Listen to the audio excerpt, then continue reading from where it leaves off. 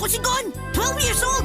Naging hunter ako para makilala ang papa ko na isa ring hunter. Sa hunter exams ko nakilala ang tatlong pinakamatalik kong mga kaibigan.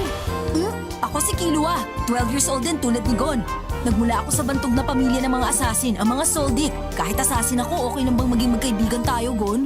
Siyempre naman, magkaibigan na tayo. At ito naman si Kurapika. Layunin niyang hulihin ang Phantom Gang. Grupo ng mga mandarambong na lumipot sa buong tribo niya. Gusto niya mabawi ang matang kulay apoy na ninakaw sa kanila. Kaya lang, ang bawat isa sa kanila eksperto sa paggamit ng nen. Kaya hindi ganun kadali na mahuli sila. Sunod naman, si Leorio. Nung una, akala ng lahat gusto niya maging hunter para lang yumaman. Pero ang totoo, pangarap niya palang maging doktor para tulungan ang mga nangangailangan. Magkakaibigan kami ni Kurapika at Leorio. Pero may isa pa tayo ipapakilala. Si Isuka, isang baliwat nakakatakot na gumagawa ng magic na nagpakita sa hunter exams. Magkabady sila ng kuya kong si Illumi na para ding baliw. Hindi nagbabago ang ekspresyon niya. Nabubuhay si Hisoka para makipaglaban sa mga malalakas na fighter. Higit sa lahat, gusto niya makalaban ng pinuno ng spider na si Cloro.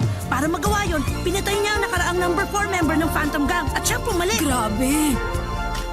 Ngayong tapos na ang segment namin, tumuloy na